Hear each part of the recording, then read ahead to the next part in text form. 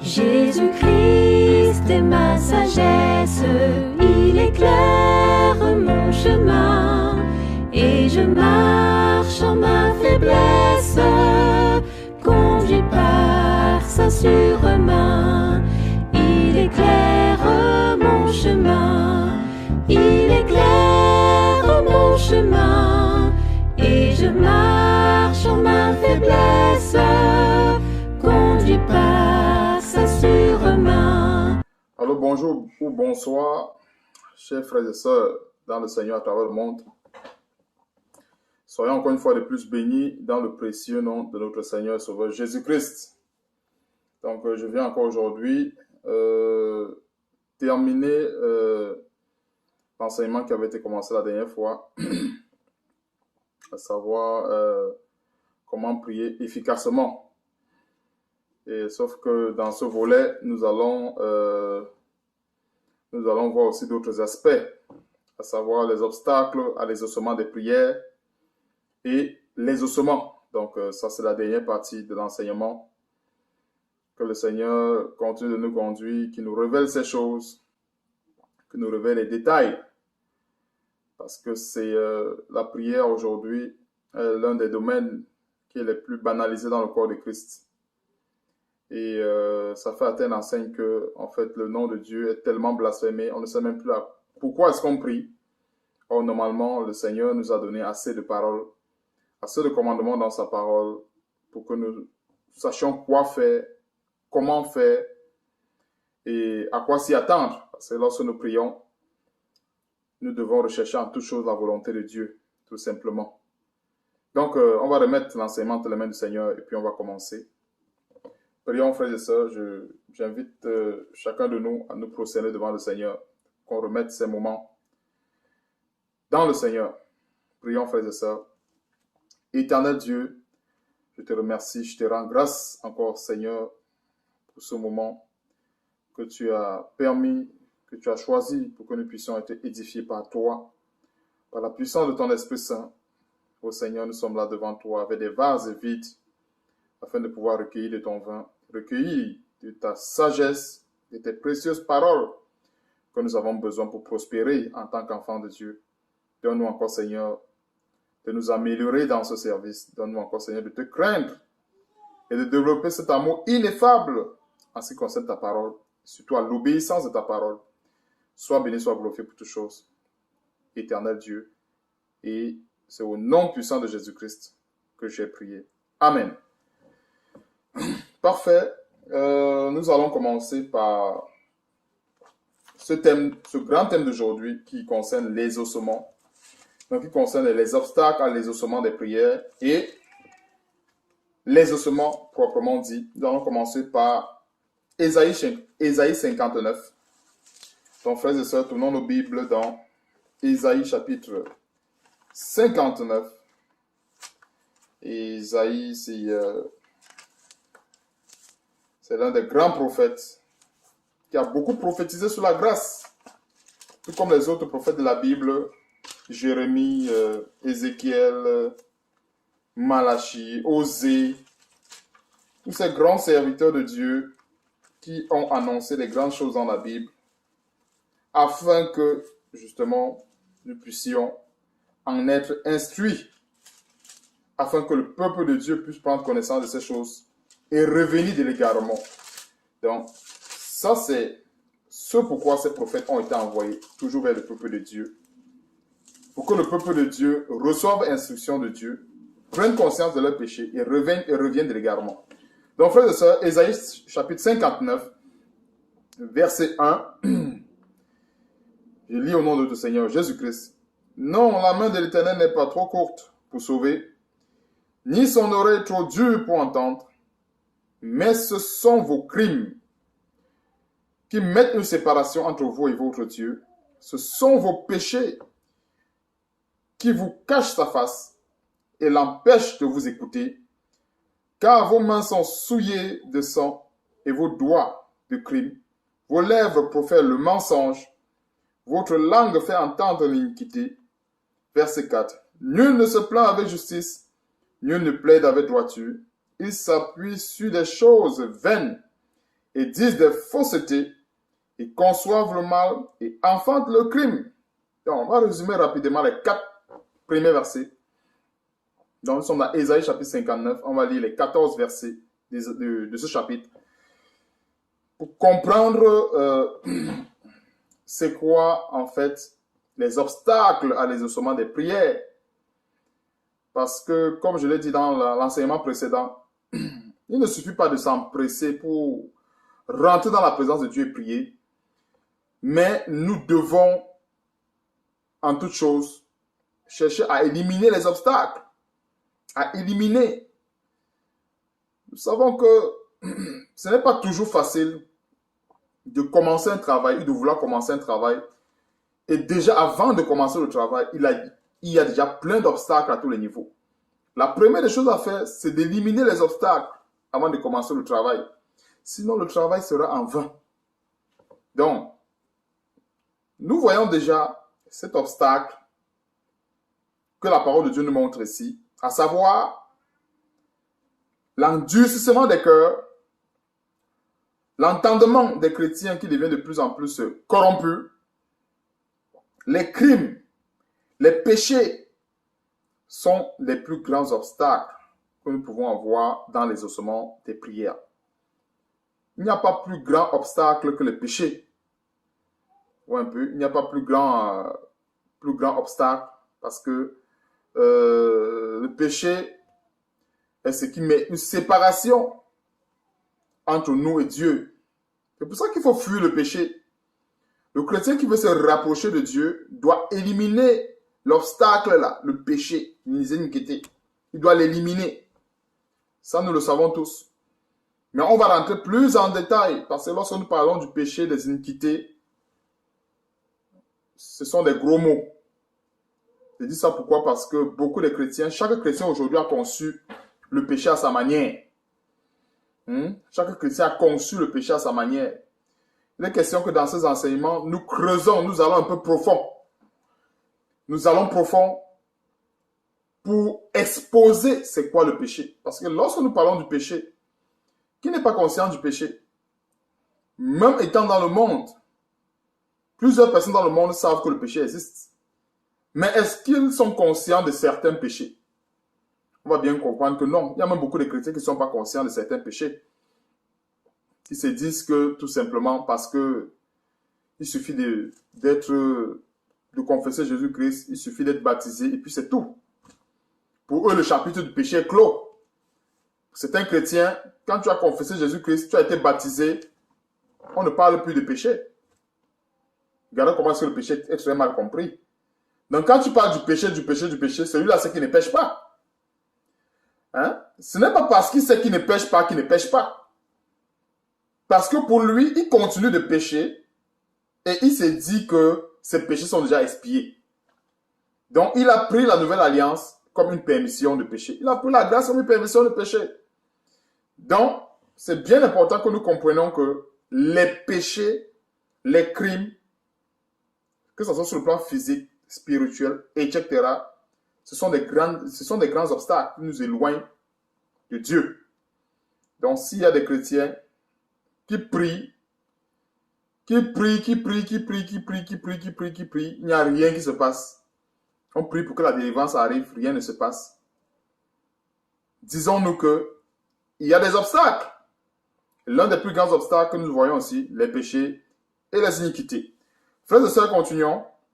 Verset 5. Il couvre. Le Seigneur va nous éclairer encore davantage sur ce verset. Le verset 5 est très profond. On va mettre un grand point d'honneur sur ce verset pour comprendre un peu c'est quoi. Qu'est-ce que Dieu voulait nous dire? Mais qu'est-ce qu'il veut nous révéler dans ce verset? Verset 5. Il couvre des œufs de basilic. Il tisse des toiles d'araignée. Celui qui mange de leurs œufs meurt. Et si l'on en brise un, il sort une vipère. C'est quoi les œufs de basilic? C'est quoi les œufs de basilic? Bien des fois, dans plusieurs assemblées, quand il y a le péché, qu'il y a le mal, quand il y a les iniquités, il y a je prends des exemples assez concrets que nous vivons de manière cruelle dans ces derniers temps. Des pasteurs qui abusent de leurs fidèles. On n'a pas le choix que d'en décrier cela. Des pasteurs qui utilisent la Bible comme des appâts pour abuser de la naïveté, mais beaucoup plus des femmes, mais beaucoup plus des sœurs. Certaines sœurs qui veulent réellement chercher Dieu, qui ont les problèmes dans leur vie, elles tombent entre les mains des vautours qui exploitent cette faiblesse, autant pour moi, pour abuser d'elle. Non seulement certains dépouillent leur portefeuille, mais ils se permettent encore de les dépouiller, même dans leur chair, dans leur corps. D'autres se permettent de découvrir leur intimité. Et même pas une seule fois, à plusieurs reprises. Et parmi ces femmes, il y a aussi même des femmes mariées, soi-disant. Il y a bien des femmes mariées. Alors, des péchés, des iniquités qu'on peut couvrir. C'est-à-dire, ces chrétiens, n'oublions pas, Ézéchiel chapitre 33 dit ceci. Si quelqu'un voit l'épée venir sur quelqu'un et qu'il ne l'avertit pas, en fait, le sang de cette personne retombera. Je paraphrase le verset. J'évite qu'on ait trop de versets. J'évite de donner beaucoup de versets. Bon, pour ceux qui veulent aller chercher le verset, c'est Ézéchiel 33, verset 1 à 7. Je vais donner un résumé rapide de ce verset. Qu'est-ce que dit Ézéchiel? Ça va nous aider à expliquer pourquoi beaucoup de chrétiens couvrent les yeux de basilic, couvrent les yeux des serpents. Parce qu'on parle des yeux, les yeux de basilic, tu vois, c'est une image. Tu vois un peu? Quand le Seigneur dit que couvre les yeux de basilic, c'est une image. On va dire, c'est une parabole qu'il donne. En fait, c'est comme ça que les chrétiens font. Et je disais dans Ézéchiel ceci, avant de continuer. Lorsque le Seigneur dit ceci dans Ézéchiel chapitre 33, verset 1 à 7, frères et sœurs, pour ceux chrétiens peuvent noter ça pour recevoir instruction, pour que chacun ne dise pas qu'il ne savait pas. Dieu dit que si quelqu'un voit l'épée venir dans la vie de quelqu'un, je crois qu'on doit le lire, c'est très important. C'est un très grand, je crois que ça mérite qu'on le lise rapidement. Ézéchiel 33, à partir du verset 1. La parole de l'Éternel me fut adressée en ces mots.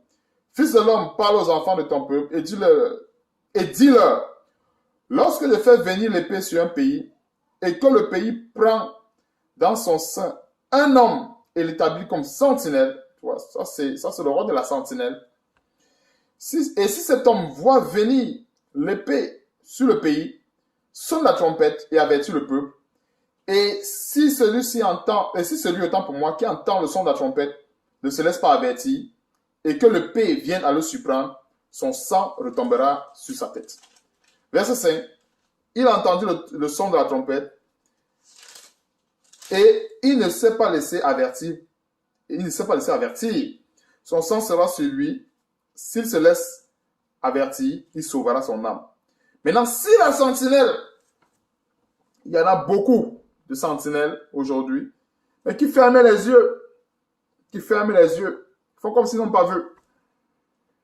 Si la sentinelle voit venir l'épée et ne sonne pas de la trompette, si le peuple, autant pour moi, n'est pas averti et que l'épée vienne à enlever à quelqu'un la vie, celui-ci périra à cause de son iniquité, mais je redemanderai son sang à la sentinelle. Et toi, fils de l'homme, je t'ai établi comme sentinelle sur la maison d'Israël. Tu dois écouter la parole qui sort de ma bouche et les avertir de ma part. Alors, chaque chrétien a une responsabilité dans ce sens. Et lorsque nous parlons de rôle de la sentinelle, c'est parce que c'est la sentinelle qui avait été établie. Dieu avait établi les sentinelles dans les églises dans l'optique de veiller sur le comportement du peuple, dans l'optique de veiller sur le peuple. Donc, sentinelle, on parle de sentinelle ici, il faut bien noter que, en fait, c'est celui-là qui doit veiller sur le peuple. Mais également, aujourd'hui, il y a une seconde forme de sentinelle. Moi, je vais dire ça ainsi. Il y a une seconde forme de sentinelle. Je ne suis pas en train de créer la parole de Dieu. La Bible dit veiller les uns sur les autres. Les frères doivent veiller les uns sur les autres. Et la Bible dit aussi quelque part que nous devons avertir ceux qui vivent dans le désordre. Il ne faut pas forcément être un berger, il ne faut pas forcément être, je ne sais pas quoi, un pasteur, un prophète. Il ne faut pas forcément être un berger d'une église pour assumer ce rôle. La Bible dit veiller les uns sur les autres. Donc, aujourd'hui, à l'ère des grâces, ce rôle, en ce qui concerne, je vais limiter. C'est-à-dire, il faut bien qu'on comprenne dans le détail. Je vais limiter cette fonction en ce qui concerne, en fait, veiller les uns sur les autres. Par exemple, nous avons ce devoir de sentinelle. Bien des fois, il y a plusieurs qui sont dans ces églises qui voient des choses abominables se passer et ils se taisent. Ils se taisent se disant que peut-être ça n'arrivera pas chez eux. Lorsqu'il y a quelqu'un qui veut dénoncer, on commence à dire non, le pasteur a dit que si on le dénonce, la malédiction va retomber sur nous. Donc, fermons les yeux et continuons d'observer ce qu'il continue de faire. Continue d'abuser les filles de sa chorale, d'abuser les filles de son église. Nous fermons les yeux.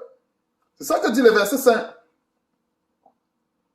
Et quand on dit il couvre sur le peuple de Dieu, Ésaïe tente d'exposer les crimes du peuple. Comprenons que c'est un crime d'avoir à couvrir les œufs de basilic. Parce qu'on parle de, on dit qui couvre les œufs de basilic. Nous tous savons que quand la poule couvre les œufs, c'est pour amener ces œufs à la maturation, à l'éclosion. Donc c'est une manière de protéger.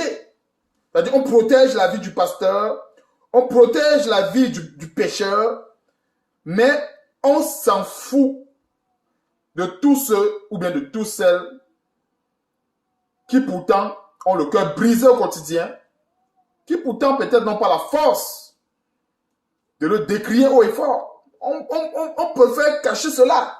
On cache, on couvre. Non, que ça reste entre nous. Vraiment, si les gens apprennent cela, ça va être sale. Notre église va perdre sa réputation. Gardons ça. On couvre les œufs de basilic. Il y a un grand enseignement à comprendre là-dessus. Tout ce qui se passe aujourd'hui n'a pas commencé qu'aujourd'hui. Les générations passent, mais l'esprit de la désobéissance, l'esprit d'impudicité, de la rébellion, ça va toujours rester. Même après nous, il y aura des faux serviteurs qui vont continuer. Mais quand nous dénonçons ces choses, quand nous exposons ces choses, c'est pour avertir le peuple de Dieu. Ces gens qui ont des oreilles encore pour entendre. C'est pour les avertir. Parce qu'il y a des personnes, soi-disant, que même si on les avertit, même si on dit voilà le pasteur qui est en train de faire telle chose, et la personne voit, il va nier. Il y a des chrétiens comme ça, ils vont nier. Ils existent. Ce n'est pas pour ces gens-là. Ce n'est pas pour ces gens-là. Il y a d'autres qui sont au niveau de l'aveuglement que la Bible parle dans 2 Thessaloniciens chapitre 2. C'est-à-dire qu'ils aiment le mensonge. Ils aiment l'aveuglement. Ils aiment l'égarement. Il y a des chrétiens qui sont à ce niveau. Et ça fait mal de parler de ces choses. Il y a des chrétiens qui sont à ce niveau. Tu dis, voilà ton pasteur qui sort de l'hôtel. Lui-même, il voit. Il va te dire, et ça fait quoi? Et c'est le soi-disant chrétien perroquet qui récite des versets à toi à travers, qui va te dire, et ça fait quoi? La Bible dit que tous sont péchés et sont privés de la gloire de Dieu. Laisse mon pasteur continuer dans ses péchés. Il couvre les œufs de basilic. Ils sont plusieurs. C'est un danger. Quand nous voyons le verset 5-ci, il est tellement grand et ça explique toutes les abominations qui se passent dans ce soi-disant temple. On ne doit pas attendre que le malheur arrive chez nous pour commencer à parler. On ne doit pas attendre. D'autres, ils couvrent les œufs de basilic pour un temps. Et quand le malheur arrive dans les maisons, ils n'ont plus le choix de dénoncer. Ils sont obligés de dénoncer. Parce que c'est arrivé dans sa maison. Il a longtemps dit, ah, c'est l'homme de Dieu, laisse. Ce n'est pas ton problème. Viens seulement écouter la parole de Dieu. Viens seulement prendre les enseignements, c'est tout. Tu es venu pour les enseignements, bien tu es venu pour la vie du pasteur. Tu es venu pour les enseignements, non? Alors, écoute seulement les enseignements. Viens seulement prendre les enseignements et puis tu restes tranquille. Tu veux t'occuper de la vie du pasteur, tu ne vas jamais servir Dieu. Voilà. Sans savoir que en faisant ça, la personne a de couvrir ses œufs. Et finalement, qu'est-ce qui va se passer? Il oublie que ces œufs-là sont amenés à éclore. Et ça va éclore que sur sa face. C'est-à-dire que la vipère là va ressortir seulement sur sa face. Et c'est comme ça que plusieurs qui ont mis leur confiance à leur pasteur ont été bien des fois déçus. Parce que le pasteur a soi-disant abusé de leur femme, abusé de leur enfant. Et la plupart de ces pasteurs sont tellement méchants qu'ils ne vont pas loin. Ils récupèrent les femmes de leur soi-disant ouaille. Ils récupèrent les femmes de leur soi-disant, je ne sais pas, pasteur, assistant, etc. Ils font ça entre eux. Et quand ça se passe, ça te couvre les œufs de basilic. Donc, c'est bien important. Je vais ouvrir une petite parenthèse, une grande parenthèse pour que nous comprenions ça. Il y a beaucoup de révélations qui se cachent derrière. Et ça cause un grand obstacle. Qu'un chrétien ne se dise pas qu'il va passer le temps à couvrir les œufs de basilic et il va aller prier sa prière ou un effet. Zéro. Il faut couvrir les œufs de basilic. Les œufs de basilic, c'est quoi? On va voir la suite. Et ils tissent des toiles d'araignée. Celui qui mange de leurs œufs meurt. Et si l'on en brise un, il sort une vipère. Voilà la révélation de ce qui se cache derrière dans ces œufs de basilic. Lorsqu'on parle de la vipère, quelle est l'image de la vipère? C'est Satan. Alors, lorsque la Bible nous dit, si on brise un, il en sort une vipère. En fait, ces chrétiens-là, en cachant les infidélités de leurs pasteurs, en cachant les péchés, ils ne savent pas qu'ils sont en train de cacher qui? Satan. Tu vas voir un chrétien qui dit, il est à la maison, il veut prier. Satan, sort de ma vie. Arrière de moi, Satan, esprit de ceci, sort de ma vie. Esprit de cela, sort de ma vie. Il prie comme cela, alors que il est en train de couvrir les œufs du pasteur. Il couvre les péchés. Donc, sort de ma vie, sort de ma vie, sort de ma vie. Et pourtant, il couvre les œufs de la vipère. Tu peux chasser un serpent et pourtant tu as les œufs de la vipère chez toi. Et c'est ça. Quand nous exposons ces choses, c'est pourquoi nous prenions conscience que la Bible dit en Éphésiens chapitre 5 verset 11, « Et ne prenez point part aux œuvres infructueuses des ténèbres, mais plutôt faites quoi? Couvrez les œufs de basilic. » Mais plutôt faites quoi? Éphésiens chapitre 5 verset 11 donne la réponse à ce verset. C'est-à-dire Ésaïe chapitre 59 verset 7. C'est Ésaïe chapitre 5 verset 11. On va là-bas lire ce verset. C'est bien important. Il y a des chrétiens qui sont champions. Ils se soucient de la réputation de l'église. Ils se soucient de la réputation du pasteur. Ils se soucient de la réputation de son église sur le plan international. Mais il ne se soucie pas des âmes qui sont violées tous les jours dans son église. Éphésiens chapitre 5 verset 11. Et ne prenez point part aux œuvres infructueuses des ténèbres. Et ne couvrez pas les œufs de basilic. On peut remettre ce verset là ici.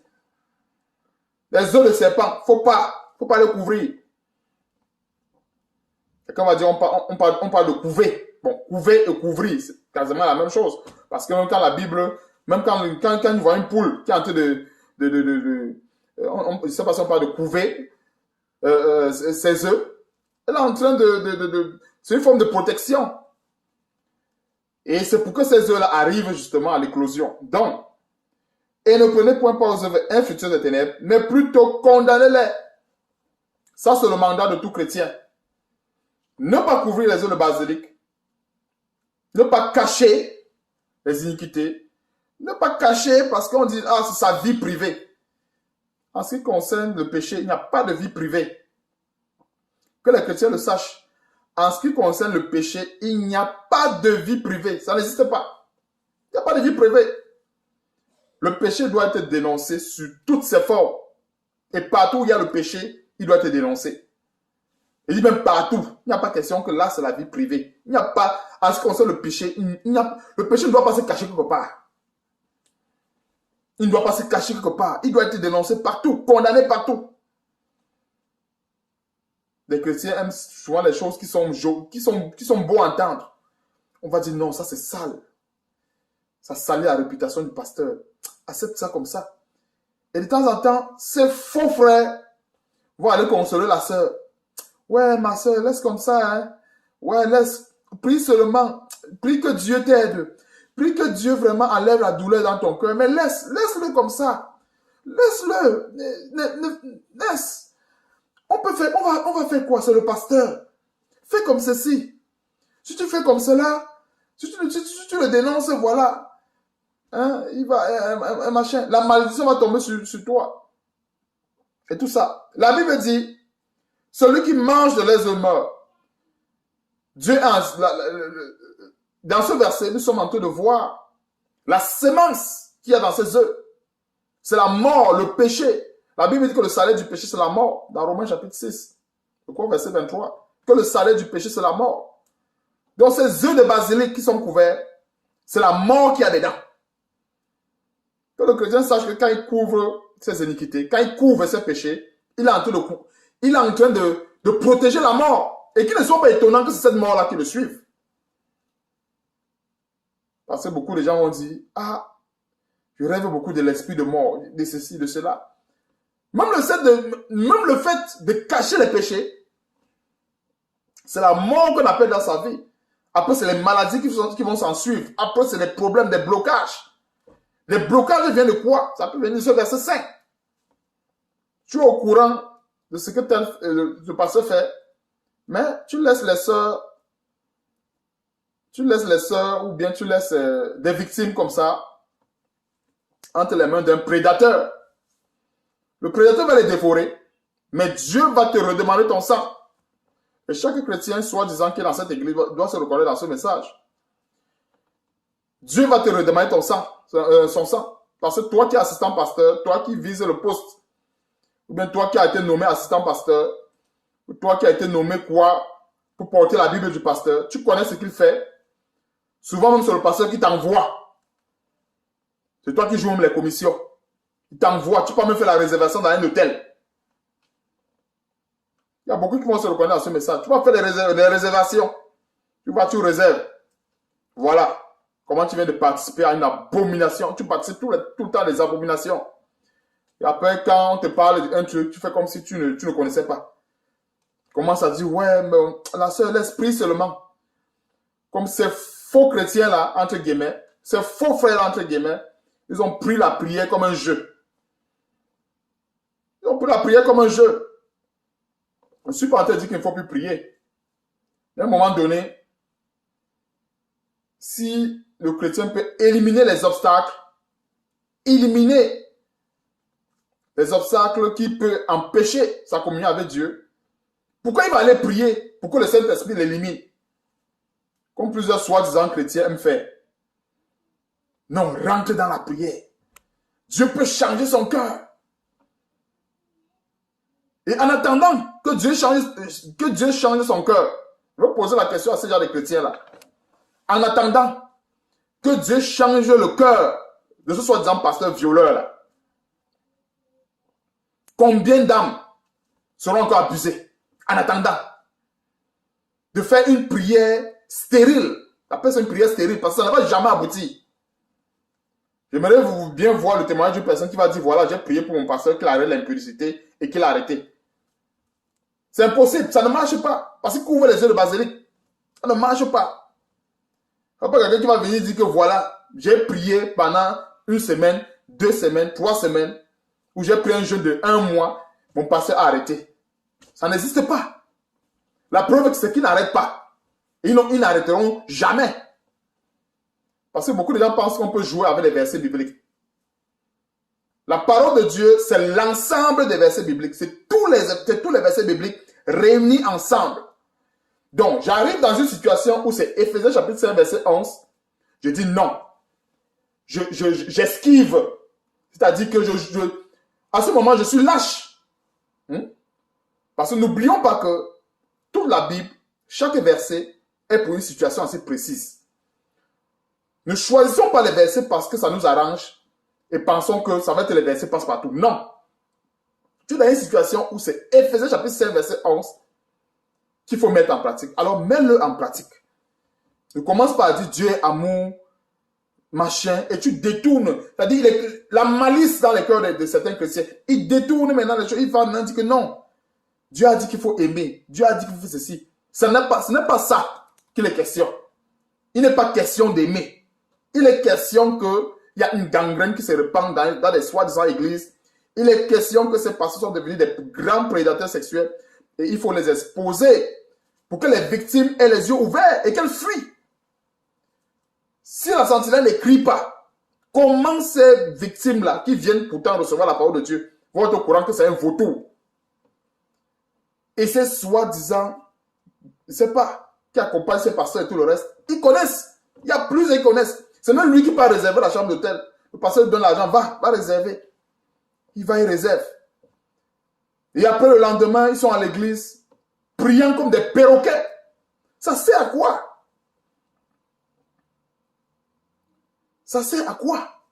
Est-ce qu'on doit jouer avec les choses de Dieu? Maintenant, tu ne peux même plus dire à quelqu'un, Jésus-Christ sauve réellement, Jésus-Christ délivre réellement. Parce qu'ils se sont montrés avec la Bible, ils ont transformé la merveilleuse parole de Dieu en un objet de scandale. Et pourtant, la Bible, c'est pour la vie. La Bible a en elle la parole de Dieu, la vie. Et c'est cette vie qui nous amène à la transformation. Ça nous amène pas au péché. Imagine une personne qui a été victime, qui est passée par 1, 2, 3 faux pasteurs et qu'elle est retournée dans le monde. Comment convaincre le cœur de cette personne que Dieu sauve réellement par la parole? C'est de ça qu'il est question. Que ces gens qui passent le temps à couvrir ses œuvres, couvrir les iniquités, se mettent aussi en peine, se mettent aussi quelque part à la place de Dieu. Même ne serait-ce une seule seconde pour comprendre que ce merveilleux nom est en jeu. La réputation de Jésus-Christ est en jeu. Mais ces soi-disant chrétiens vont préférer appliquer le verset 5 et anéantir la réputation de Jésus-Christ. Ils s'en foutent de Jésus-Christ. Ils s'en foutent de lui. On le confesse des lèvres comme des perroquets, des oiseaux gendarmes. Il est écrit. Perroquet, encore une fois de plus. Ça, c'est le perroquet. J'ai bien observé, c'est un mot qui a été bien choisi, parce que j'ai observé le perroquet.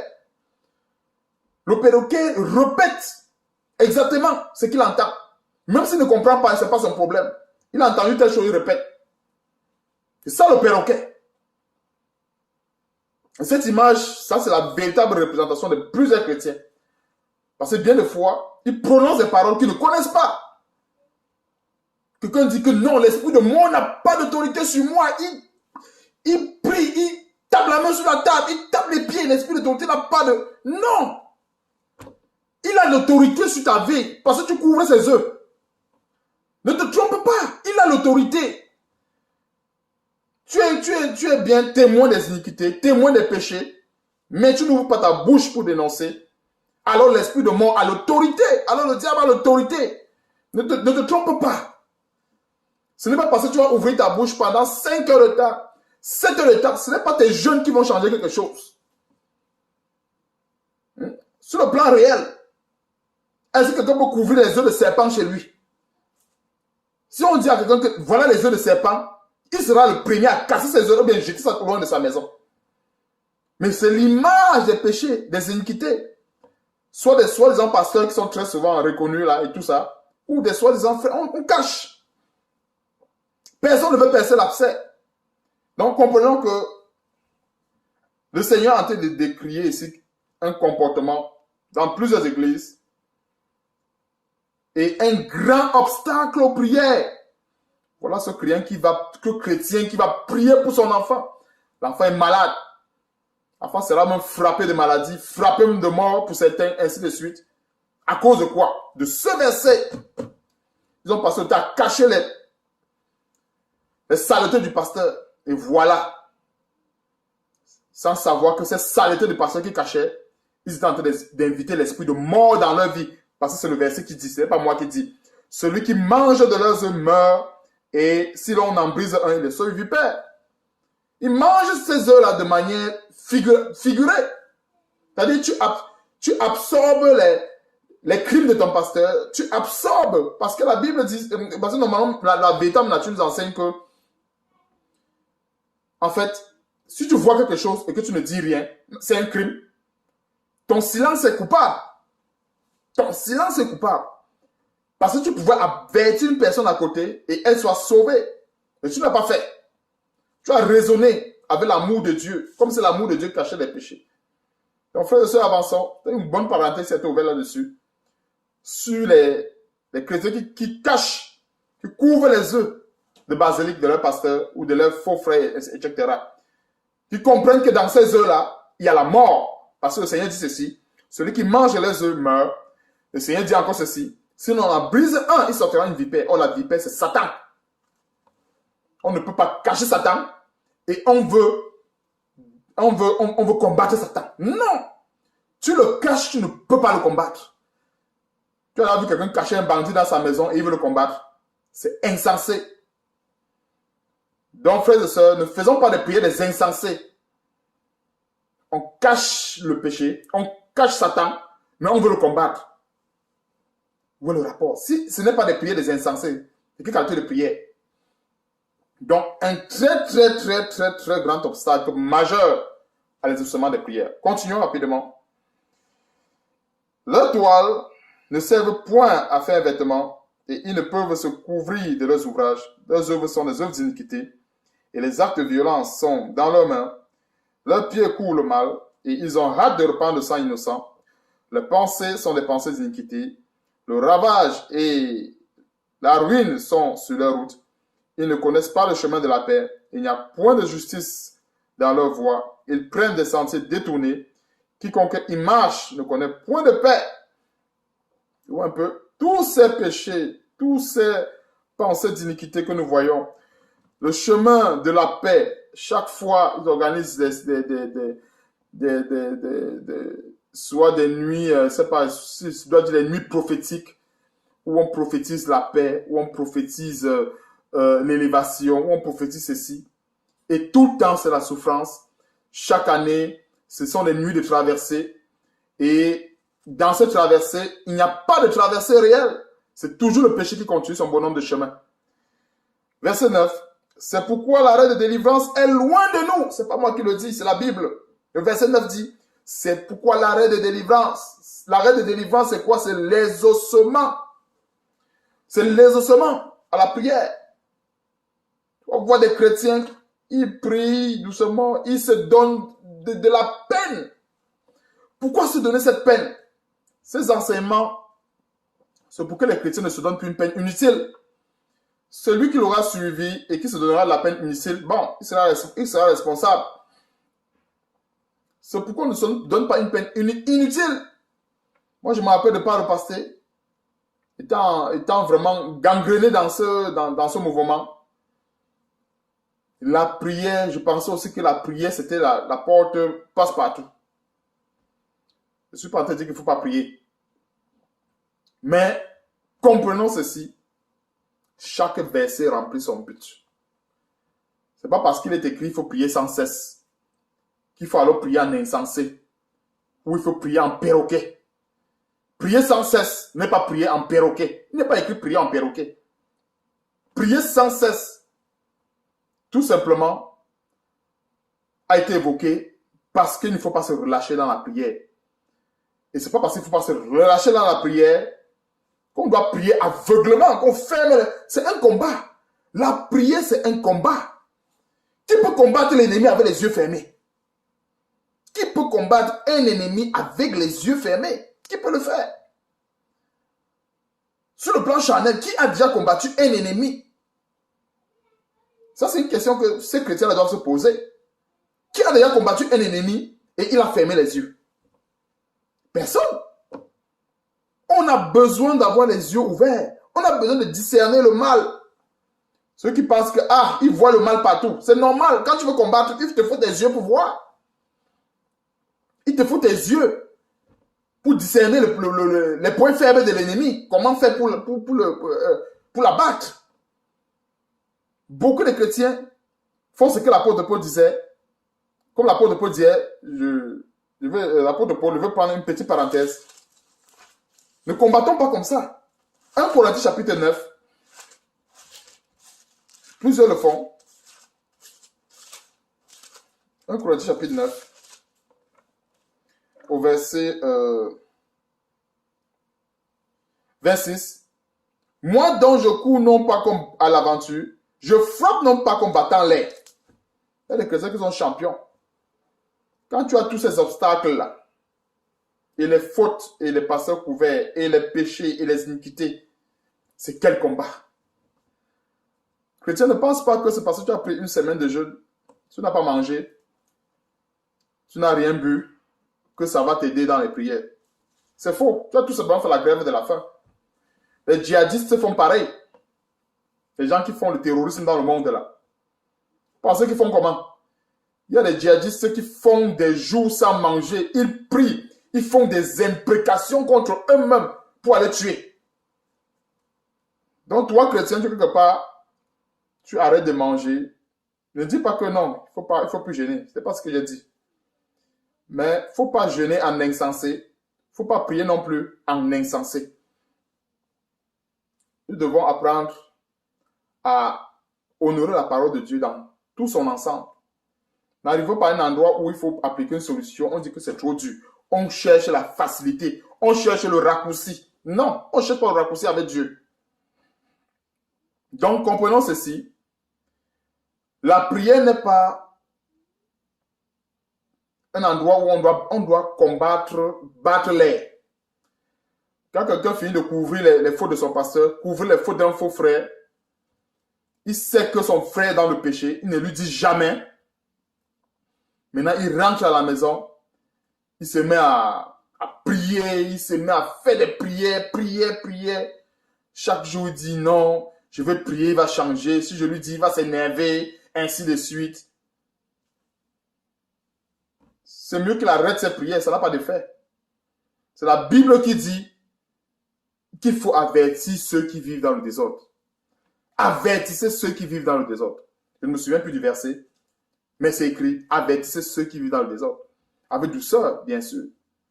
Personne ne peut vivre dans le désordre et elle ne connaît pas. Donc on approche cette personne avec douceur. On lui fait comprendre. Je parle des chrétiens, pas des non-chrétiens. Un non-chrétien, ça c'est autre chose. Chrétien qui vit dans le désordre, on l'approche avec douceur. Frère, est-ce que tu es conscient que vraiment la vie que tu mènes ne va pas en harmonie avec la foi en Jésus-Christ? Est-ce que tu es conscient que telle chose peut plus tard t'amener à perdre le salut? Ainsi de suite. Maintenant, si la personne raisonne, comme il y en a plusieurs, non, Jésus qui m'a sauvé pour 1000 ans, 5000 ans, ainsi de suite, même les péchés que je vais commettre dans 25 ans sont déjà pardonnés, ainsi de suite. Bon, à ce moment, tu lui auras dit la vérité, tu auras fait ta part. Ne reste pas, tu te fais des idées en disant non, il va déjà. Non, les gens vont tous se braquer. Mais ce n'est pas, ça ne nous concerne pas. Nous sommes là pour faire la volonté de Dieu et faire ce pourquoi Dieu nous a envoyés et on s'arrête là. Le reste, Dieu en a pris note, tout simplement. Donc, je parlais de combattre en insensé. Quand nous voyons tous ces blocages,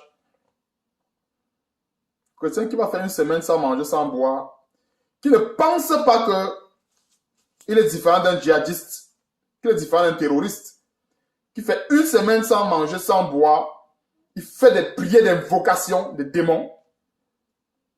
Parce qu'en couvrant les œufs de basilic, nous pensons que s'il y a des chrétiens, il doit invoquer qui? Il va invoquer Dieu avec les œufs de basilic qui sont couverts. Qu'on ne se séduise pas, frères et sœurs. Ce n'est pas parce qu'il va prononcer Seigneur, Seigneur, que c'est le Seigneur qui l'invoque. Non! C'est le serpent qui va invoquer. C'est ça qu'il est en train de couvrir. 9. C'est pourquoi l'arrêt de délivrance est loin de nous et le salut ne nous atteint pas. Nous attendons la lumière et voici les ténèbres, la clarté et nous marchons dans l'obscurité. Nous tâtonnons comme des aveugles le long d'un mur. Nous tâtonnons comme ceux qui n'ont point d'yeux. Nous chancelons à midi comme de nuit. au milieu de l'abondance, nous ressemblons à des morts. Nous grondons. Encore une fois de plus, mettons l'accent sur gronder. Waouh! Il ne faut pas dire nous grondons. Il faut voir le désordre dans ces églises. Le bruit.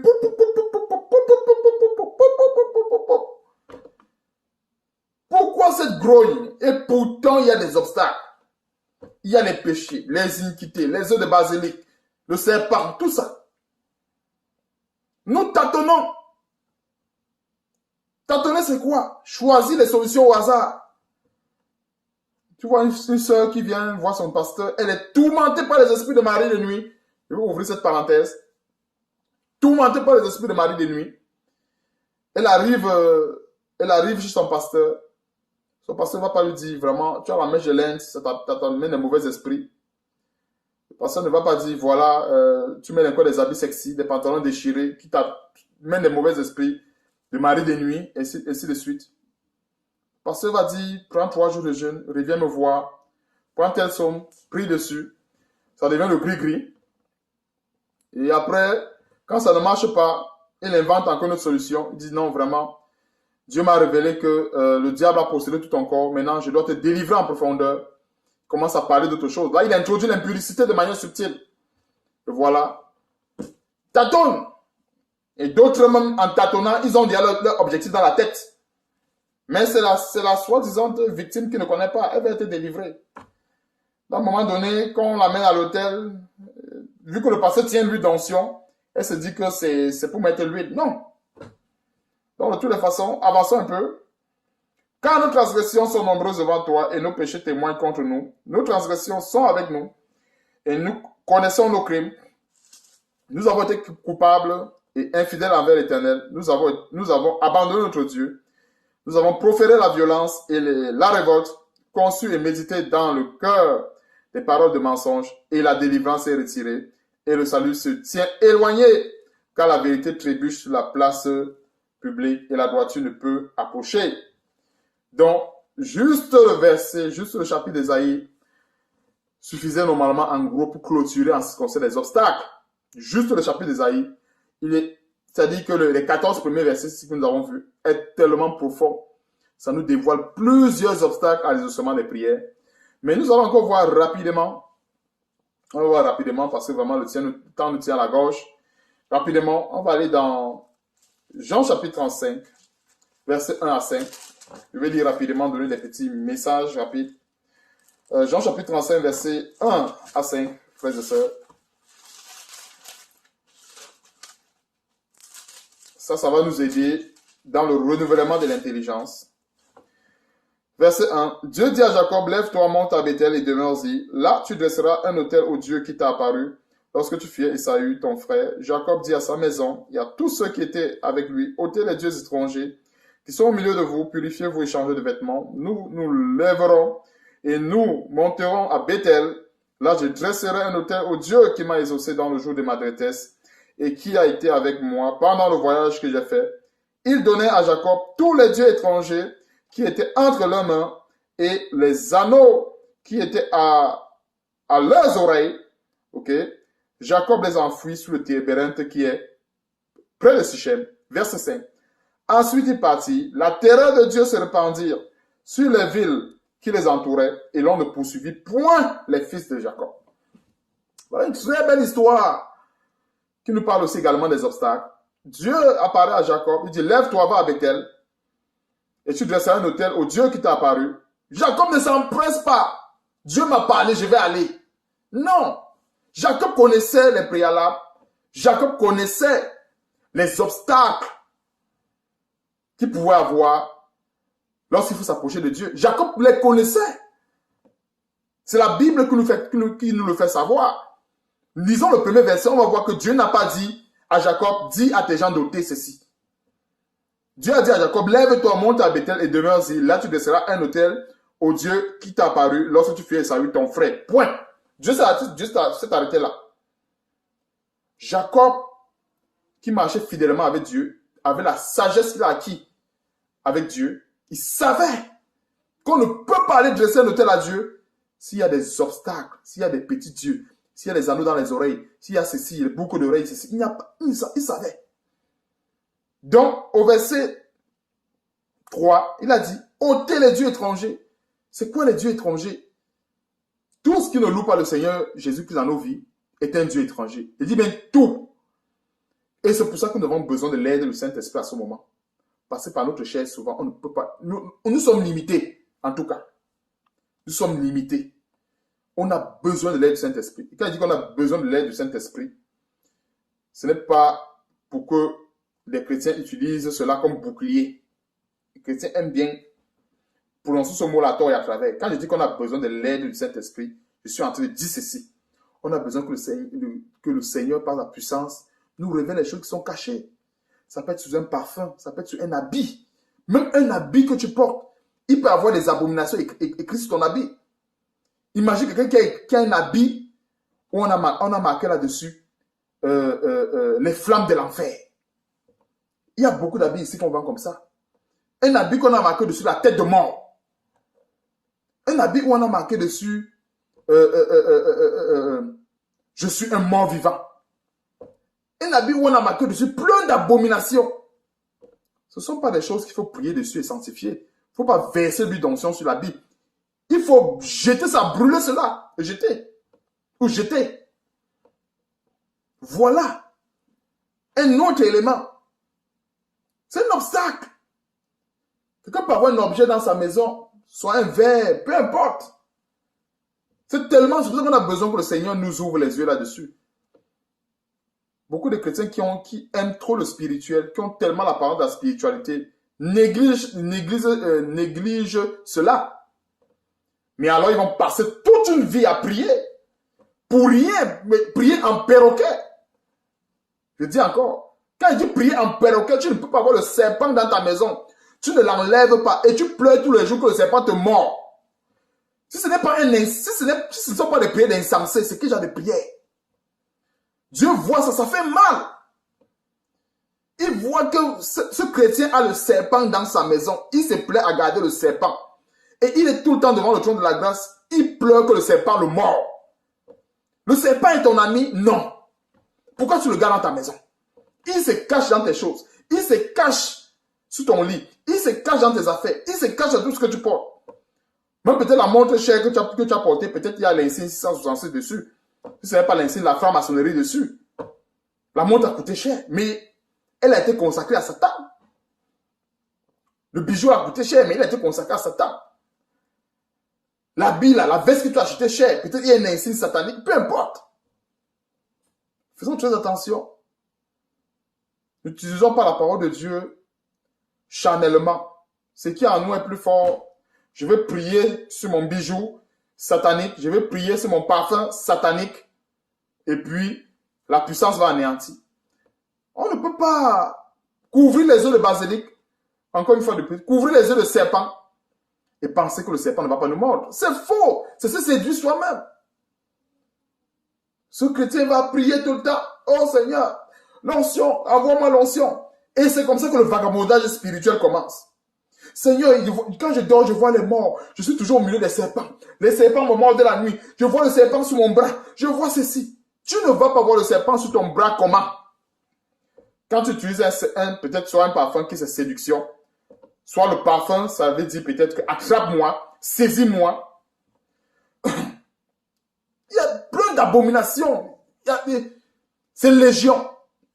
C'est pour ça que je disais que le Saint-Esprit a besoin de nous aider. J'ai précisé parce que c'est légion. On ne peut pas commencer à dire c'est ici, c'est là-bas. Non. C'est qu'on ne finira pas l'enseignement. Peut-être ça demain matin, on sera encore là. Mais comprenons que tout genre d'abomination, tout genre de petits dieux, ces boucles d'oreilles aussi également et tout le reste, sont des petits dieux qu'il faut ôter. Au verset 5 nous dit ceci. La terreur de Dieu s'est répandue sur les villes qui les entouraient et l'on ne poursuivit par les fils de Jacob. Il y a une grande révélation au verset 5. Les chrétiens sont champions. L'esprit de mort, j'ai vu l'esprit de mort, il y a un mort qui me poursuivait la nuit. Il y a un serpent qui me poursuivait. Il y a ceci qui me poursuivait.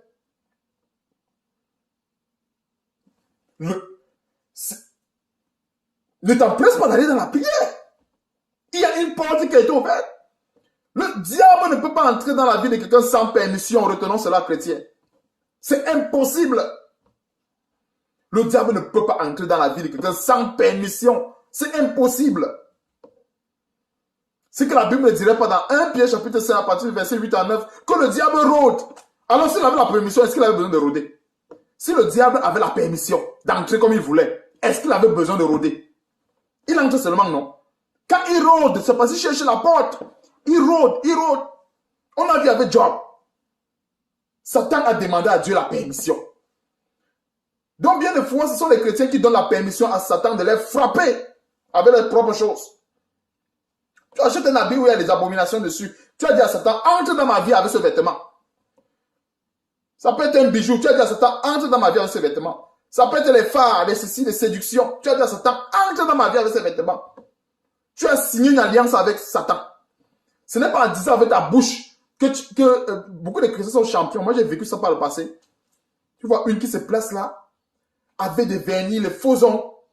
Satan, il n'y a rien de toi en moi. Il n'y a rien de toi. Mais les faux ongles là, ça appartient à qui? Ça appartient à Dieu. Ces vernis là, les rouges à lèvres de séduction, ça appartient à qui? Tu pries, il n'y a rien de toi en moi. Il n'y a rien. Et sors de ma vie. Tu ne peux pas sortir. Il ne peut pas sortir. Il va rigoler. Il va rigoler. Une fois de plus, voilà encore des obstacles à l'exaucement des prières. Comme nous avons vu à Ésaïe chapitre 59. Je vais aller rapidement à l'exaucement. Peut-être plaise à Dieu, si Dieu le permet, on va revenir encore sur certains détails, sur les obstacles, mais je pense que le temps passe tellement vite, plus que ce que on a parlé. Il y a beaucoup, hein, vraiment, l'enseignement est exhaustif. Je suis allé dans certains domaines pour que nous comprenions. Certainement, Dieu a bien voulu que la chose soit ainsi, pour que nous comprenions en fait les obstacles. Maintenant, allons dans les ossements. Jacques chapitre 4. Jacques chapitre 4, verset 1 à 4. Jacques chapitre 4, verset 1 à 4. Jacques, serviteur de Dieu et du Seigneur Jésus-Christ, aux 12 tribus qui sont dans la dispersion, salut. Mes frères,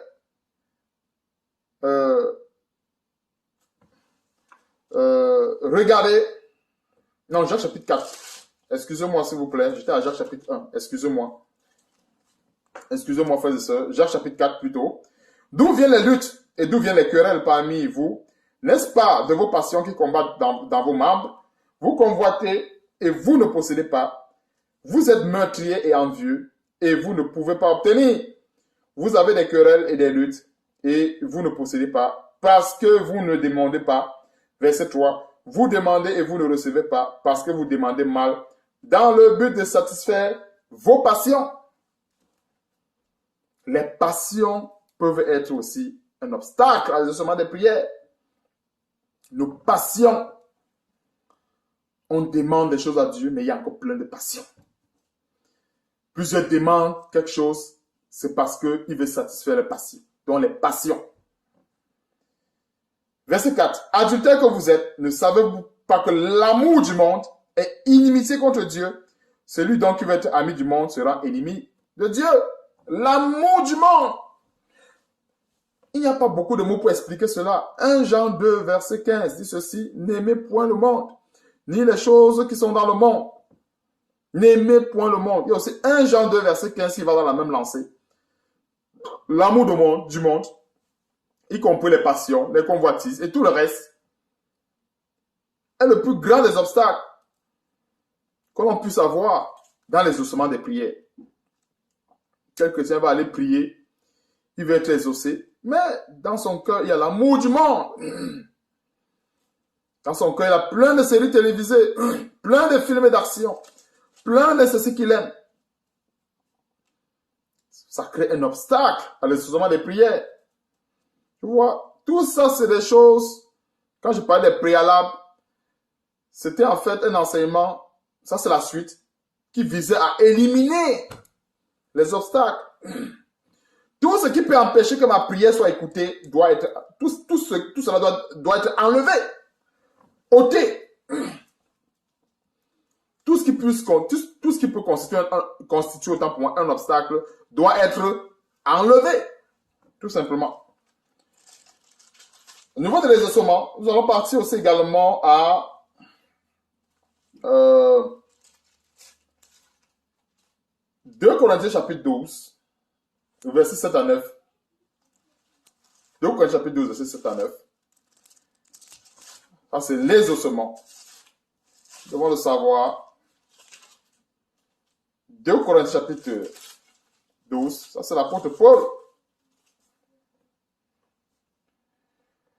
Et pour que je ne sois pas enflé d'orgueil, à cause de l'excellence de ces révélations, il m'a été mis dans la chair. Il m'a été mis une écharpe dans la chair, tant pour moi. Un ange de Satan pour me souffleter et m'empêcher de m'enorgueillir. 3 fois j'ai prié le Seigneur de m'éloigner, de l'éloigner de moi. Il m'a dit, ma grâce te suffit, car ma puissance s'accomplit dans la faiblesse. Je me glorifierai donc bien plus volontiers dans mes faiblesses, afin que la puissance de Christ repose sur moi. Donc, quand nous sommes dans le domaine de l'exaucement, nous devons comprendre ce que c'est que la volonté de Dieu. Nous devons comprendre ce que c'est que l'écharpe que Dieu à un moment donné peut... C'est sûr que ce n'est pas une bonne chose, hein? C'est pas vraiment une bonne chose. C'est pas quelque chose de... ça dépend de tout un chacun, de toutes les façons. C'est pas une bonne chose. C'est sûr que c'est quelque chose qui fait pas plaisir. Mais comprenons ceci, cette écharpe avait été mise dans la chair de Paul, dans l'optique d'empêcher qu'il s'égare. C'est pour ça que ces chrétiens qui convoient la connaissance, qui convoient l'élévation, ne savent pas qu'ils sont en train de convoiter quelque chose de dangereux, de très dangereux. Autant mieux avoir un petit ministère, autant mieux avoir des petites connaissances qui ne nécessiteraient pas que Dieu, à un moment donné, pour nous protéger, mette une écharpe dans notre chair. Autant mieux que de chercher à convoiter, avoir des grands ministères et que maintenant, au final, la condition sine qua non pour qu'on ne perde pas ce ministère, pour qu'on ne soit pas rejeté au dernier jour, soit l'écharpe. C'est pour ça que je disais qu'en fait, Dieu l'a fait par protection. Il a protégé son serviteur. Donc, dans l'exaucement des prières, nous devons comprendre cela. Ce n'est pas parce que nous prions que Dieu forcément doit nous donner ce qu'on veut. Dieu peut dire à un moment donné, ma grâce te suffit, c'est tout. Donc ne comprenons pas la prière qui est tellement mal comprise aujourd'hui. Comme toujours une situation qui doit changer. Il faut qu'on change, ça doit changer. Il y a des gens qui ont prié des années durant. On les a lavés avec de ces huiles, lavés avec de ces eaux. Durant des années, ces mêmes personnes sont dans ces églises. Elles continuent à se faire laver. Et sur le plan physique, et sur tous les plans. Mais elles ne voient pas les bénédictions s'accomplir. Pourquoi? Elles n'ont pas compris la volonté de Dieu. Elles n'ont pas compris que Dieu nous appelle à vivre dans le contentement. Dieu nous appelle à vivre dans le contentement. La Bible dit ceci. Notons ça en passant. 1 Timothée chapitre 6, verset 7 à 8. Si quelqu'un a la nourriture et le vêtement, cela lui suffit. Ça veut dire que Dieu nous garantit le minimum, la nourriture et le vêtement. C'est dans 1 Timothée chapitre 6, verset 7 à 8. Nous devons comprendre. Tu pries pour la BMW. Mais en attendant, Dieu a au moins permis que tu aies de quoi mettre dans ta marmite. Ne dis pas que Dieu t'a abandonné. C'est ingrat. Alors, pendant que tu pries, tu demandes la BMW. Tu es en santé. C'est la grâce de Dieu. Tu as fait quoi pour être en santé? Est-ce que tu as déjà fait des tours dans les hôpitaux? Voir les gens qui sont sous respiration artificielle. Et voir la grande richesse que Dieu t'a accordé d'être en vie, par exemple. Il y a des gens que pour avoir le souffle de vie, là, seconde après seconde, ils payent des milliards et des milliards. Et ils finissent par mourir. Toi, tu l'as gratuitement. Ce souffle de vie. Je dis bien gratuitement. C'est que les gens vont payer à des milliards et ils finissent par mourir. Certes, tu n'as pas de BMW. Certes, tu n'as pas de grande maison, tu n'as pas de grands biens. Mais glorifie Dieu pour cette vie que tu as. De victoire. Par exemple, sur le péché. Glorifie Dieu pour cette vie que tu as de victoire sur la maladie. Parce que tu n'es pas malade. Voilà, par exemple, les choses que nous devons comprendre dans les ossements. La volonté de Dieu. Et c'est l'élément fondamental de les ossements, c'est la volonté de Dieu. Il est fondamental. Il n'y a pas deux éléments, c'est un seul. La volonté de Dieu. Il y a un psaume que beaucoup de chrétiens aiment citer. Psaume 37, verset 4. Fais de l'Éternel tes délices et il te donnera ce que ton cœur désire. Le psaume 37, verset 4 renferme la volonté de Dieu. Il faut d'abord faire de l'Éternel ses délices afin que Dieu donne ce que le cœur renouvelé. Ce n'est pas le cœur plein de passion. Ce n'est pas le cœur plein d'adultère. Ce n'est pas le cœur plein d'iniquité. Ce n'est pas le cœur plein de péchés que Dieu satisfait. C'est faux. Bien de fois, on a compris très mal ce verset de par le passé. Et on ne mettait pas l'emphase sur faire de l'Éternel tes délices. La clé de ce verset, c'est faire de l'Éternel tes délices. Donc, Psaume 37, verset 4. Fais de l'Éternel tes délices et il te donnera ce que ton cœur désire. La clé de ce verset, c'est fais de l'Éternel tes délices. Si un chrétien fait de l'Éternel ses délices, alors c'est terminé. C'est terminé. Puisque ce chrétien sera toujours en phase avec la volonté de Dieu. Toujours en phase avec sa volonté. Si c'est un pain sec aujourd'hui avec de l'eau, gloire à Dieu. Si demain, c'est le riz, gloire à Dieu. Si demain, c'est le poulet, gloire à Dieu. Si demain, c'est le porc, gloire à Dieu. Voilà ce que nous devons comprendre en ce qui concerne les ossements. Pour être désenvoûté de ces soi-disant prophéties de mort, de ces soi-disant enseignements qui sont là pour nous donner l'ABC. Tu seras ceci, tu seras cela, tu auras ceci, tu auras cela. Pour y arriver, prie beaucoup, prie sans cesse, prie ceci, prie cela. Les soi-disant chrétiens qui prient sans cesse parce qu'ils veulent avoir la pourriture de la terre. Leurs pasteurs ne peuvent pas leur demander de prier pour des choses spirituelles. Prier pour qu'il y ait beaucoup d'ouvriers dans la moisson. Prier pour que les serviteurs de Dieu aient la force pour annoncer l'évangile. Prier pour que ces autorités sont pour la plupart conduites par Satan puissent faciliter l'accès de cet évangile jusqu'au tréfondeur de la terre, jusqu'au fin fond de la terre. Il ne faut pas prier pour ce genre de choses. Priez pour ceci, priez pour les gratte-ciel. Priez pour arracher sa destinée, arracher ses bénédictions. Il n'y a jamais de prière pour le péché. Prière pour être délivré de tel péché. Il n'y aura jamais dans ces églises. Parce que la plupart sont là. Les églises sont des épiceries, des fonds de commerce. Ils vendent tout. Là-bas. Donc, on va voir encore un autre point. Très important dans les ossements. 2 Corinthiens chapitre 6, verset 1 à 2. 2 Corinthiens chapitre 6, verset 1 à 2, il est écrit. Puisque nous travaillons avec Dieu, nous vous exhortons à ne pas recevoir la grâce de Dieu en vain. Car il dit, au temps convenable, j'étais exaucé, au jour du salut, j'étais secouru. Voici maintenant le temps favorable, voici maintenant le jour du salut. Donc voici le dernier verset du jour. Nous comprenons que ces soi-disant chrétiens qui sont en train de prier, ils doivent comprendre cela. Parce que souvent Dieu nous exauce. En fait, je crois que Dieu nous exauce toujours. Ça, je le crois à 100%. Pourquoi est-ce que je le crois à 100%? Allons dans Matthieu. Matthieu chapitre 7. Ça, c'est le Seigneur lui-même qui le dit. Il nous exauce. Mais quand je dis qu'il nous exauce, il ne s'agit pas des pécheurs. Il n'y a pas de confusion à ce niveau.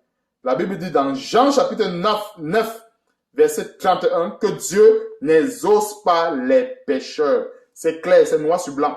Donc il n'y a même pas besoin, on n'a pas besoin de chercher, d'espérer les ossements quand on est pécheur. Ça ne commence même pas. Donc quand il dit que Dieu nous exauce, c'est que Dieu exauce celui qui est juste, celui qui fait sa volonté. Dieu exauce toujours, c'est clair. Matthieu chapitre 7, verset 11. Si donc méchants comme vous l'êtes, vous savez donner de bonnes choses à vos enfants, à combien plus forte raison votre Père qui est dans les cieux vous donnera-t-il de bonnes choses à ceux qui les lui demandent. Ici, il s'agit des justes. Donc, méchants que nous sommes, de par notre nature, de par notre chair, on ne donne jamais du serpent à nos enfants quand ils demandent du pain. On ne donne jamais du caillou à nos enfants quand ils demandent du pain. Nous pensons qu'un véritable juste va demander quelque chose à Dieu, Dieu ne va pas donner. C'est impossible. Donc, c'est pour ça que je disais tantôt, Madame Matt, chapitre 7, verset 11, je crois que Dieu nous exauce. Toujours, toujours, toujours, toujours, toujours. Et toujours, à 100%, sans aucun doute là-dessus. Parce que dans Jean chapitre 9, verset 31, il est écrit, nous savons que Dieu n'exauce point. Il n'y a pas dit pas, point. Dieu n'a jamais exaucé à quelque manière que ce soit un pécheur. Ce n'est pas parce qu'un pécheur prie, il a le travail, il a le bien que Dieu l'a exaucé. Ça c'est l'exaucement de Satan. Pour le maintenir dans son égarement, pour le maintenir dans sa perdition. Ce n'est pas l'exaucement de Dieu. C'est pour ça que Jésus-Christ, nous voyons dans la tentation dans le désert, il a refusé de se prosterner devant le diable pour avoir la boue de cette terre. Il a refusé. Là, Jésus te prosterneras seul devant l'Éternel ton Dieu et non devant un quelconque diable qui est là pour troubler le cœur des véritables chrétiens. Donc, point les pécheurs, la Bible dit que Dieu n'exauce point les pécheurs. Jean chapitre 9, verset 31. Donc, nous devons comprendre qu'en toute chose, Dieu fait chaque chose en son temps. Il dit au temps convenable, je t'ai exaucé, au jour du salut, je t'ai secouru. Un vrai chrétien peut demander la voiture à Dieu. Peut-être il est ignorant du fait qu'il n'a pas encore le permis de conduire. Dieu seul est souverain pour savoir, pour avoir telle voiture, il faut avoir un permis de conduire. Il ne donnera pas la voiture à son fils à ce moment. Parce que même la Bible dit, c'est la bénédiction de l'Éternel qui enrichit. Et il ne l'a fait suivre d'aucun chagrin. Les bénédictions qui peuvent nous donner le chagrin, Dieu peut bloquer cela pour notre bien. Il peut bloquer. Il va nous donner telle chose au temps convenable, sachant qu'on a assez de sagesse, on a assez de connaissances, de paroles pour pouvoir gérer cette bénédiction. Frères et sœurs, c'est ici que je termine. Soyons bénis encore une fois de plus pour ce thème. Plaise à Dieu, on se revoit la prochaine fois pour un autre thème encore de la parole de Dieu. Mais comprenons ceci, en résumé, les obstacles. Il y a plusieurs obstacles à l'exaucement des prières, notamment les péchés, comme nous avons vu, des choses que nous pouvons avoir dans nos maisons, que ce soit un verre, peu importe. Peu importe des choses, ce n'est pas la chose en elle-même qui est mauvaise. C'est la parole, ce sont les incantations qui ont été faites derrière. Dieu va te révéler que telle chose est mauvaise. Ne réfléchis pas, regarde, lis, va creuser. Très souvent, Dieu, quand ça vient de Dieu, normalement, il te donne les détails le plus précis possible. Tu comprends que oui, là, je n'ai pas besoin de garder cette chose dans ma maison parce que c'est une abomination. Donc, ces obstacles aussi également, c'est pour que nous soyons conscients que nous ne devons pas prier à tort et à travers. Nous ne devons pas battre l'air. Nous ne devons pas combattre comme ceux qui battent l'air, comme ceux qui, en fait, qui ne combattent pas selon les règles. Nous devons savoir qu'en toute chose, dans tout combat, il y a les règles, il y a les techniques. Je ne peux pas combattre un diable qui est dans ma maison. Le combat ne commence pas. La première des choses, sors de ta maison avant de fermer la porte. C'est-à-dire, plusieurs chrétiens font ceci. Le serpent est dans la maison. Il ferme sa porte et il le combat dans la maison. Qu'est-ce qui se passe? Ce serpent qui est dans sa maison, nous pensons qu'il va sortir. Il sera très furieux et voici ce qu'il va faire. Il va se retourner contre ce chrétien et il va le piquer correctement. Et en piquant ce chrétien, il va se crier, il va se tourner encore pour pleurer. Aïe, le serpent me pique. Ça ne va pas changer. Tant qu'il ne sort pas ce serpent, il continue de prier. Le serpent va encore le piquer correctement. Ainsi de suite. Jusqu'à ce qu'il comprenne que j'ai le serpent dans ma maison, alors je le sors. Et le serpent que je parle, en fait, c'est l'image des choses, l'image des petits dieux, l'image de tout ce qui déshonore Dieu dans nos maisons ou dans nos vies. Quand je parle de nos maisons, je mets aussi en exergue nos vies. Tout ce qui déshonore Dieu est un serpent. Peut-être un quelconque péché. De toutes les façons, tout ce qui déshonore Dieu dans nos vies dans nos maisons est un serpent. Et tant que c'est dans nos vies, dans nos maisons, on ne peut pas combattre efficacement le diable. On sera en train de perdre le temps. On va le combattre à gauche, il va nous gifler à droite. On va envoyer des prières à gauche, il va nous piquer à droite. Ainsi de suite, ainsi de suite. On va commencer à croire aux doctrines de l'onction. À ce moment-là, ces faux pasteurs introduisent les doctrines de l'onction. Onction supérieure, méga onction, ainsi de suite. Et quand l'onction du pasteur sera épuisée, on va voir notre pasteur, ainsi de suite. Voilà le vagabondage spirituel. Ce que nous comprenons à ce niveau, ce sont les obstacles. Et au niveau de l'exaucement, comprenons que Dieu nous exauce toujours pour les justes. Et Dieu exauce de plusieurs manières. Déjà même la santé. Qu'est-ce que les chrétiens veulent? Tu es en santé, c'est tout. Pourquoi tu vas te dépouiller parce que tu veux être comme tel? Dans ton coin, tu mets quand même un peu la banane malassée dans la marmite. Tu ne meurs pas de faim. Contente-toi de ça. Si Dieu veut que tu manges le poulet demain, tu mangeras du poulet. Donc, frères et sœurs, on va terminer là-dessus. Voilà un petit bref résumé que je voulais faire de tout l'enseignement. Que le Seigneur nous bénisse et qu'il nous conduise. Amen. Prions. Éternel Dieu, nous te bénissons. Te rendons grâce, Seigneur, pour cet enseignement, pour ce merveilleux vin que tu nous as donné en ce moment. Merci encore, Seigneur, pour le bien que cela fera à notre corps. Et surtout, merci encore une fois de plus pour le fait que cela nous aidera chaque jour à nous dépouiller de tout ce qui ne te glorifie pas. Pour le fait que cela nous aidera, Seigneur Dieu, à te plaire davantage, non selon notre chair, mais selon ta propre volonté. Que surtout cette parole ne soit pas allée dans les oreilles des sourds, mais que cette parole, Seigneur, soit allée dans les oreilles de tes enfants. Donne-nous encore une fois de plus de faire ta volonté chaque jour. Et surtout, que la gloire et l'honneur te reviennent en touchant dans nos vies. Au nom de Jésus-Christ. Amen.